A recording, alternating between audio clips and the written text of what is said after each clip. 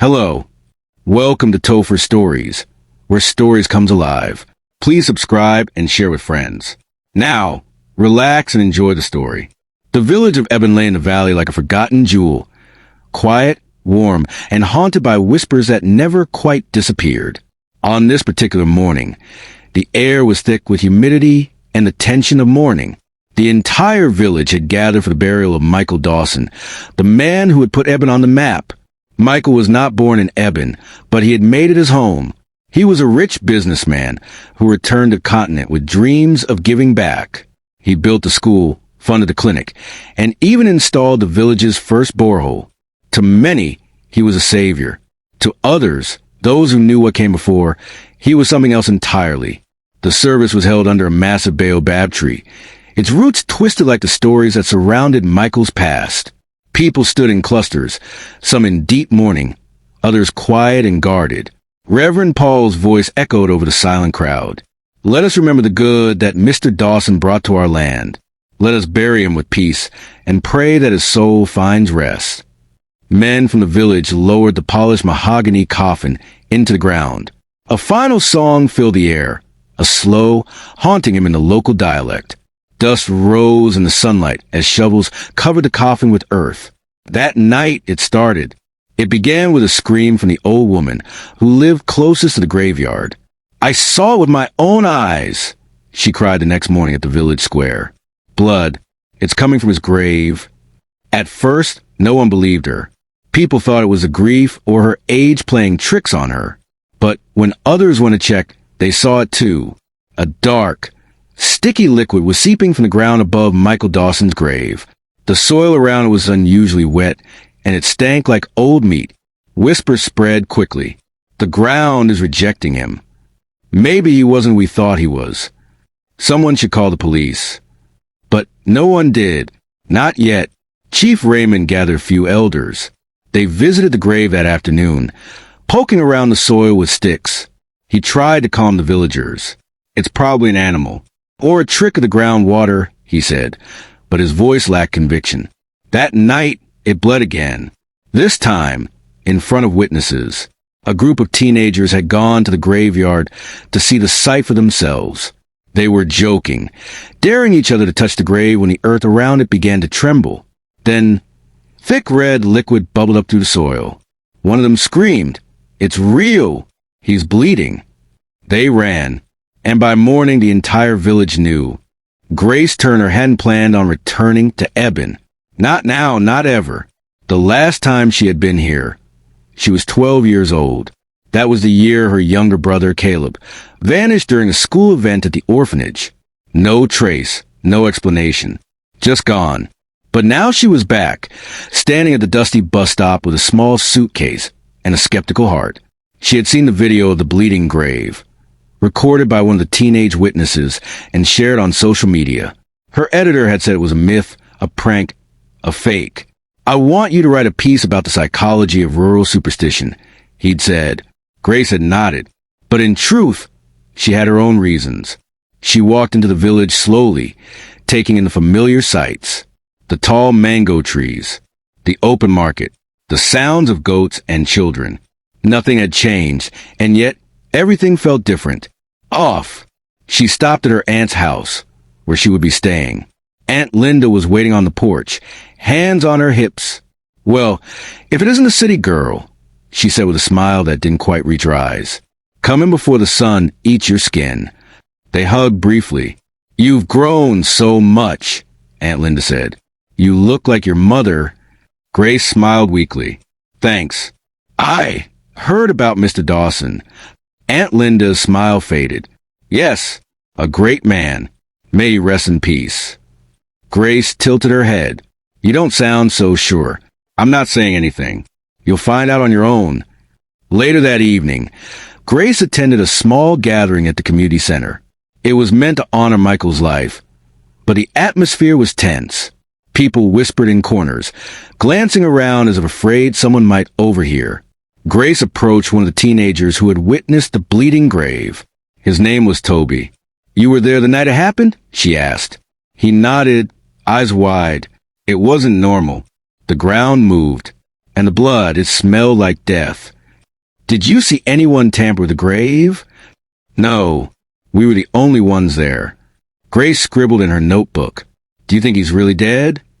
Toby hesitated. I don't know, but something is wrong. As Grace walked back to her aunt's house under the dim moonlight, she couldn't shake the feeling that the village was hiding something. She stopped by the graveyard, now guarded by a loose wooden fence. The earth was quiet, still damp. No blood tonight. But then she noticed something new, a symbol carved into a nearby tree, a circle with 3 slashes through it. She took a photo and sent it to Daniel Cole, her ex-boyfriend and a forensic pathologist. Grace, text ever seen this before? Found it near a grave that's been bleeding. Daniel, reply that's not forensic. That's a cult. What are you into this time? Grace, something that might explain what happened to Caleb. Daniel, Grace, be careful. She stared at the grave for a long moment. Then she whispered, What did you do, Michael? The night wind answered only with silence. The graveyard was no longer a place for silence. Every morning, more people gathered to see it. The miracle, the curse, the madness. But when Grace returned 2 days later, it wasn't just Michael Dawson's grave that was bleeding. For more graves had the same reddish-black liquid oozing from the ground. Grace leaned in to read the names. Benjamin Cole, Jonathan Adams, Richard Bale, and Ernest King. All of them had been prominent men in Eben, wealthy, powerful. A crowd had gathered again, murmuring, Only the rich ones. It's like the earth wants to expose them. Grace turned to a nearby woman who stood with her arms crossed. Did you know them? The woman nodded. They were all part of something, always together. We used to call them the 4 chairs. Grace raised a brow. Why? They always sat in the front row at church, during meetings, always together, making decisions. Grace took notes, her mind connecting dots. Michael Dawson had once been close to these men. So why were their graves bleeding now? She spent the day walking through the village, talking to anyone who would speak to her. Some offered rumors. Others gave her knowing glances. One old man, Mr. Joseph, stopped her outside his wooden hut. You're looking in dark places, girl, he said. I'm looking for the truth. He sighed. Then you should go to the old orphanage. That's where it started. The orphanage? Grace's heart skipped. Yes, before all the schools and boreholes, there was that place. Forgotten now. But it wasn't just a home for children. It was something else. Go look for the well behind it. That night, Grace found the orphanage on the edge of the village, overgrown and silent. The building was half collapsed, its roof missing, its walls covered in vines. Behind it, just as the old man had said, was a dried-up well. She climbed down a few steps and found something strange, an old rusted metal box. She pried it open. Inside were photos. Children, dozens of them. Most of the photos had names written on the back. And one photo made her freeze. Caleb Turner. Her brother. Her hands shook. She sat there in the moonlight, staring at the past in her hands. Grace couldn't sleep. Every time she closed her eyes, she heard whispers, soft, high voices calling her name. That morning, she returned to the graveyard. This time, she came alone. The wind was still. The trees stood like sentinels. She knelt beside Michael Dawson's grave, holding the photo of Caleb. Suddenly, a cold gust of wind brushed her face. She looked up. The air shimmered like heat waves. Then she heard it, a child's voice. Grace. She stood quickly, spinning around. Who's there? Silence. Then again, louder. Help us. She stumbled backward, heart racing, and then a sharp pain pierced her temples. Visions. A dark room. Children huddled. A man standing over them. A needle. Crying. She gasped and dropped to her knees. Grace, a voice called. She opened her eyes. Reverend Paul stood above her. You shouldn't be here, he said, helping her up. I saw them. The children. They were... I know what you saw, he said firmly. That land is cursed. Tell me the truth, Reverend. What happened at the orphanage? He looked away. Some secret should stay buried. My brother is not a secret. He sighed deeply. Michael Dawson and the others, they made deals with people, with spirits. I warned them. The grave is only the beginning. What kind of deals? They gave what was most pure to gain what was most desired. Wealth, power. But the land remembers. The children remember. Grace stared at him, heart pounding. I won't stop, she said. He looked at her, fear and sadness in his eyes. Then prepare yourself, because the grave you're digging may become your own. The sun beat down hard as Grace returned to the orphanage ruins. Backpack slung over her shoulder, camera and flashlight inside. The crumbling building stood like a wounded animal, broken, silent, and full of buried secrets. She stepped inside carefully, the floorboards creaking under her weight. Dust swirled in the sunlight, filtering through holes in the roof. Vines crept along the walls, like nature trying to reclaim the space. She moved through the remains of old rooms. Most were empty, filled only with rotting beds and shattered glass. But something kept pulling her forward. At the far end of the corridor, she found a door that seemed newer than the others. She tugged, but it wouldn't budge. With a grunt, she threw her shoulder into it. It gave way with a loud crack. The room beyond was small, windowless, and cold despite the heat outside. A metal cabinet stood in the corner, locked. She crouched and tugged at a handle, then reached into her bag for a rusted screwdriver she'd found earlier. After some effort, the lock broke open. Inside were folders, dozens of them, all yellow with age. Grace flipped one open. Caleb Turner. Male. Age 7. Transferred. She stared, heart pounding. Transferred? To where? She opened more. All the files had similar notes. Children marked as transferred, reassigned, or just removed. And then she found a larger envelope. Inside were documents stamped with foreign company logos. A cargo shipment manifest. Names. Ages, locations, human trafficking. Her hands shook. Oh my God, she whispered. They sold them. Footsteps behind her. She spun around, heart racing. Daniel. Grace, he whispered. You scared the hell out of me. I've been calling you. She blinked. How did you? I caught the next flight. When you said you found Caleb's photo, I had to come. Grace held up the files. This is bigger than Caleb. They were running something here. Dawson and those other men. They used this orphanage to hide their crimes. Daniel stepped forward, took a folder, and scanned the contents. This is sick, he said. We need to show someone. We can't. Not yet. If the police are involved or scared, they'll bury this. Just like they buried these kids. Daniel looked around the room, face tense. So what's next? We proved Dawson's grave isn't what it seems. The night was heavy with mist.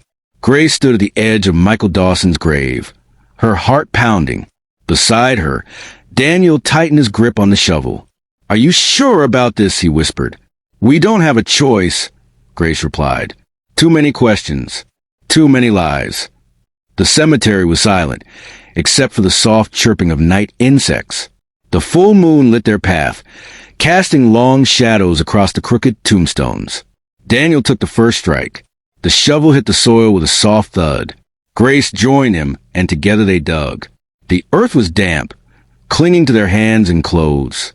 Minutes stretched into hours. They worked quickly but carefully, stealing glances around, worried someone might see them. Finally, the shovel hit something hard. That's it, Daniel breathed. They brushed the dirt aside, revealing the worn wooden lid of the coffin. Grace reached out, her fingers trembling, and pried it open. The smell hit them first. Oh, dry, rotten. Grace coughed and waved a hand in front of her face. Daniel shone his flashlight into the coffin. What the? He muttered. Inside were bones, but they were wrong. Smaller, broken, not arranged like a proper body. Grace's stomach twisted. These aren't Michael's remains, she whispered. Daniel carefully lifted a cracked skull. These bones are too small. They belong to a child. Grace's hand shook. She noticed something glinting at the bottom of the coffin. She reached for it and pulled out a piece of metal. It was a plaque, covered in dirt. She wiped it clean and read the words etched into it. Not yet paid in full. Grace stared at the message, her mind racing. What does it mean? Daniel asked, stepping closer. I don't know, Grace said, but it wasn't Michael buried here. And whoever or whatever left this, they're not done. Suddenly, a low rumble echoed through the cemetery. The ground trembled slightly under their feet. Daniel grabbed Grace's arm. We have to go. Now. They hurriedly filled the grave back in, masking any sign they had been there. As they left the cemetery, Grace felt a chill run down her spine. Somewhere in the dark, she thought she heard a whisper carried by the wind. Debt unpaid. Grace sat across from Reverend Paul in the quiet church. The air smelled of wax and old wood. The stained glass windows cast soft colors across the floor. Reverend Paul looked tired. His hands trembled as he poured tea into chipped mugs. You wanted the truth, Grace, he said quietly. It will not bring you peace. I don't want peace, she replied. I want answers. The old man sighed, then listened carefully. Years ago, this village was poor. Crops failed. People starved. That's when Michael and others turned to something ancient. Grace frowned. What do you mean?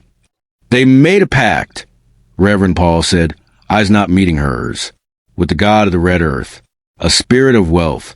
It promised riches, power, influence. In return, it demanded something precious. He hesitated. Children, Grace whispered. Paul nodded slowly. Once every year, a child would go missing. Everyone pretended not to notice. But I noticed. I saw Michael change. He became cold, dangerous. The others too. He handed her a faded notebook. I kept records. I couldn't stop them, but I could remember. Names, dates, places, all linked to that orphanage. Grace flipped through it. Her hands trembled. Why didn't you go to the police? I tried. Once. That officer disappeared. After that, I kept quiet and prayed. Grace stood. Her voice was sharp now. You let this happen? I was scared, Paul whispered. You don't understand what they were dealing with. It wasn't just men. It was something darker. What happened to the pact? She asked. It ended when Michael tried to break it. He tried to stop giving children. That's when things went wrong. Blood in the ground. Screams at night. And now, he looked at her gravely. Someone is finishing what he started. Or punishing those who broke the deal. Grace turned to leave. Grace. Paul called after her. Be careful. That God doesn't forget. And it always takes what it's owed. The house was quiet when Grace arrived. Nora sat on the front porch, arms wrapped around her knees. She looked up, eyes wide. I've been seeing them, she said. Who? Grace asked, sitting beside her. The children. In my dreams. In the mirror. Sometimes even in the shadows. They don't speak. Just stare. Grace put a hand on her shoulder. Tell me everything. Nora took a shaky breath. My father, in his last days, he wasn't right. He spoke to people who weren't there. Screamed at night. Said they were coming. Begged me to forgive him. She looked away. I didn't understand. But now I do. You think your father was part of it? Nora nodded. He never said it directly. But I found letters. Notes. He was part of their group. With Michael. With the others. Grace leaned closer. And now, I think they want me, Nora whispered, to pay the debt. My father tried to escape the pact too. They want his bloodline. Grace's jaw tightened. You're not alone. We'll protect you. Nora looked toward the trees. Last night, I dreamed of a place. A tree covered in red cloth. Children buried beneath it. I think it's real. Grace stood. We're gonna find it. Suddenly, the lights inside flickered, then went out. Nora stood quickly. They're here. They rushed inside, locking the doors. Shadows danced along the walls, though there was no light to cast them. Grace grabbed a notebook from her bag and whispered, We're going to finish this. Whatever they started, we'll end it. Nora nodded, though fear filled her eyes. Then we better move fast, because I don't think they'll wait much longer. The village was alive with music and color. The harvest festival had arrived. Drums beat in the distance. Children danced in circles, and smoke from roasting meat filled the air. But Grace saw it differently now. To her, this wasn't a celebration. It was a cover. She moved through the crowd, eyes sharp, watching the elders carefully. Reverend Paul's words echoed in her head. The offering is always taken during the harvest. Grace found Daniel and Nora near the well. They're picking the child tonight, she said. We have to stop it. Daniel frowned. How can we? We don't even know who they've chosen. Grace held up the notebook Paul had given her. It lists the order. There's a pattern. The last names. The family lines. It's Nora.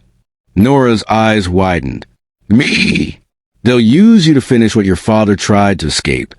A parade of masked dancers passed by, chanting in a language Grace didn't understand.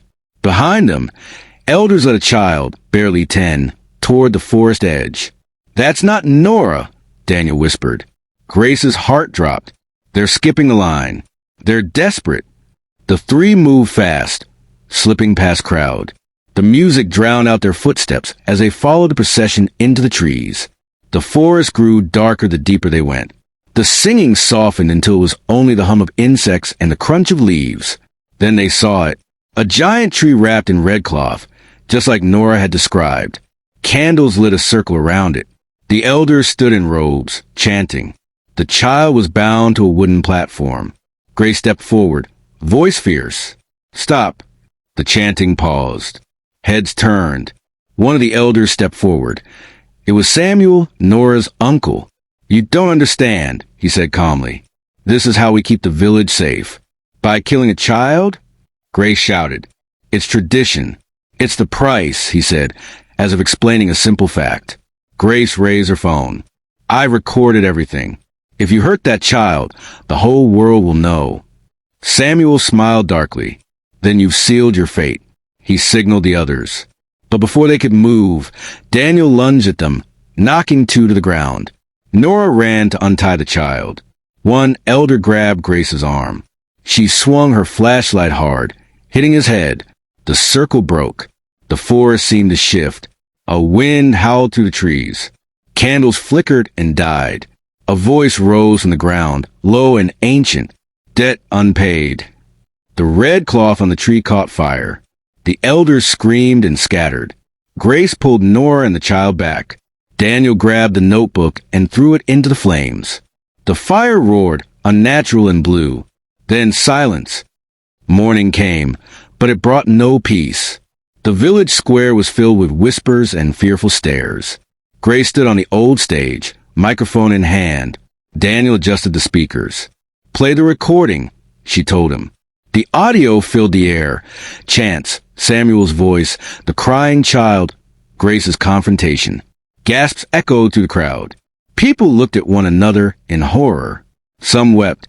These men betrayed this village, Grace said.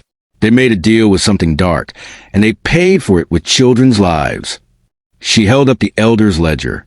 This book holds their names, their crimes. We buried the truth for too long. Suddenly, the ground trembled. Screams rang out as graves in the churchyard began to crack. Dust rose. The earth broke open. Figures rose, ghostly, pale, eyes hollow. Children. They moved silently through the village, stopping in front of the elders. Samuel dropped to his knees. Forgive me, he cried. We had no choice. The spirits did not speak. One by one, they pointed. The elders began to convulse, their bodies shaking as if pulled by invisible hands. Then, silence again. The spirits faded like smoke. The elders lay still. Grace fell to her knees. The weight of it all crashed down. Nora knelt beside her. They're free now. The villagers moved slowly, stunned. Some dropped their masks. Others tore down the festival banners. Reverend Paul approached. You did it, he said quietly. No, Grace replied. We just uncovered it. But there's one more thing. She walked to Dawson's grave, the one they had dug up. Something gleamed inside, a locket. Grace picked it up and opened it. Inside was a photo. Her brother. And Michael Dawson. arm in arm. She stared in shock. What does it mean? Daniel asked. Grace looked up, expression unreadable. He's still alive, and he took my brother with him. The camera in her hand kept recording. The story wasn't over. It had only just begun.